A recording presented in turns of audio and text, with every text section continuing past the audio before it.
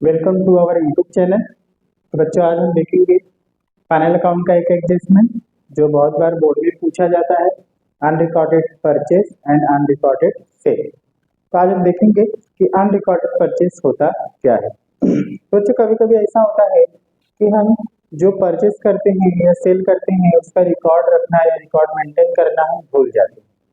तो इस एडजस्टमेंट में हम अपने फाइनल अकाउंट में यानी अपने अकाउंट में यही शो करके दिखाएंगे अनरिकॉर्डेड सेल और अनरिकॉर्डेड परचेस।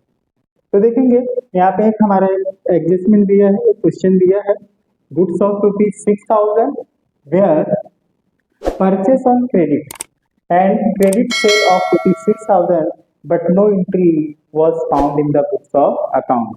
इसका मतलब जैसे 6,000 का हमने गुड्स परचेस किया था क्रेडिट पे। क्रेडिट मतलब हमने उधारी में परचेस किया था और उधारी में ही यानी क्रेडिट में ही हमने 6,000 का सेल किया था, लेकिन उसकी एंट्री हमें अकाउंट बुक में मिल नहीं रहा है। तो उस एंट्री को हम यहाँ पे पास करेंगे। तो सबसे पहले हम ट्रेडिंग अकाउंट में इसकी एंट्री करेंगे। ट्रेडिंग अकाउंट डेबिट साइड, हम डेबिट साइड लिखते हैं परचेस। परचेस यहाँ पर 15,000 दिया है, प्लस उसमें प्लस कर देंगे अनरिकॉर्डेड परचेस। अनरिकॉर्डेड परचेस 6,000, 15,000 और 6,000 दोनों को ऐड कर देंगे 21,000। और उसी तरह हमारा दूसरा भी होगा सेल का बाय, ये क्रेडिट साइड हम लिखते हैं, सेल की एंट्री बाय सेल्स 25,000। यहाँ पर भी हम क्या करेंगे, प्लस कर देंगे, यानी अनरिकॉर्डेड हुआ है यानी ऐड नहीं किया है, यानी इसका रिकॉर्ड मेंटेन नहीं किया है। तो टोटल हमने जो सेल किया था वो हमारा 25,000 था, बट 6,000 का जो हमारा सेल है वो हम इसमें ऐड नहीं हुआ है, उसके लिए हम इसको ऐड करेंगे और लिखेंगे अनरिकॉर्डेड सेल ₹6,000 और दोनों प्लस करके आउटर कॉलम में हम लिखेंगे 31,000। तो बच्चे हमारा हुआ फर्स्ट इफेक्ट, ये हमारा फर्स्ट इफेक्ट है। और इसी तरह से हम सेकेंड इफेक्ट भी करेंगे। सेकेंड इफेक्ट हमारा आएगा बैलेंस शीट।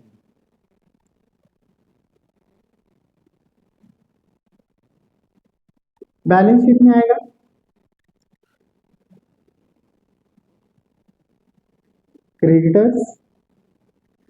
क्रेडिटर्स हमारा 8,000 है, जिससे हम गुड्स परचेज करते हैं ऑन क्रेडिट पर, यानी उधारी में गुड्स अगर हम जिससे परचेज करते हैं उसे हम क्रेडिटर बोलते हैं। उसका नाम यहाँ पे मेंशन नहीं करते हम अकाउंट में, सिर्फ हम उसे क्रेडिटर बोलेंगे। यानी हमारा टोटल क्रेडिट कितना है, क्रेडिटर कितना है 8,000, यानी 8,000 हमने ऑलरेडी पहले से परचेज किया था क्रेडिट में, जो हमें इन फ्यूचर में देना है। इसीलिए इसकी जो हम पोस्टिंग करते हैं तो कहाँ पे करेंगे, क्रेडिटर कहाँ आता है, लायबिलिटी में आता है। क्यों, क्योंकि इसे हमें फ्यूचर में वापस करना होता है। लायबिलिटी में हम वही चीजें लिखते हैं जो हमारा जो हमारा कर्जा होता है या हमें उसे फ्यूचर में वापस करना होता है, पैसा लौटाना होता है, वो सारी चीजें हैं जो है, वो सारे खर्चे जो है, वो सारे अमाउंट जो है हम निकालते हैं लायबिलिटी लिखते हैं। तो इसी तरह से क्रेडिटर का भी अमाउंट हमें 8,000 क्या करना पड़ेगा, इन फ्यूचर में देना पड़ेगा, तो इसीलिए हमने इसको लायबिलिटी में लिखा है। और यहाँ पर परचेस हमने किया है, क्रेडिट पे किया है, 8,000 का हमारा पहले का परचेस था, यानी पहले का उधारी था, और यहाँ पर 6,000 हमने क्या किया और ले लिया, यानी क्रेडिट पे परचेस कर लिया। तो ये लिखेंगे अनरिकॉर्डेड परचेस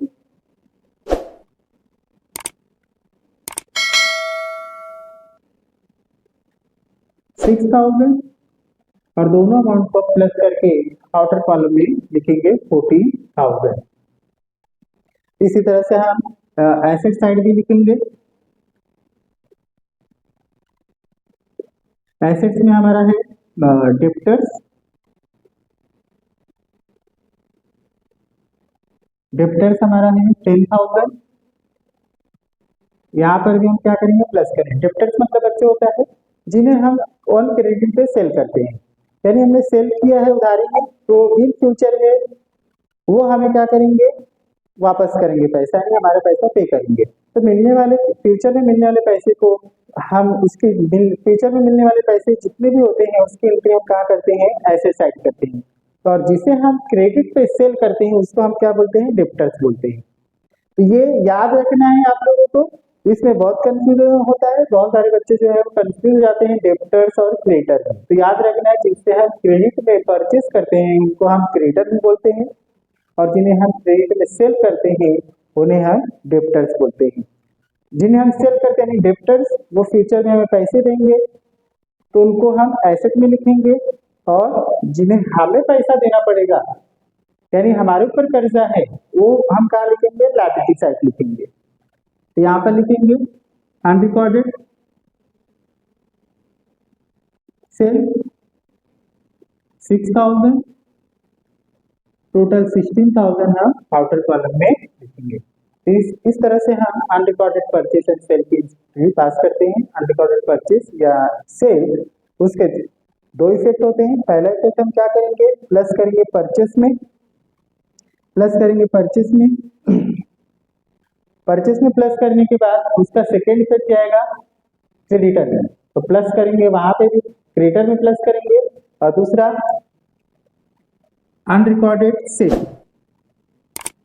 अनरिकॉर्डेड सेल में पहले प्लस करेंगे सेल से और दूसरा प्लस करेंगे डेप्टर से।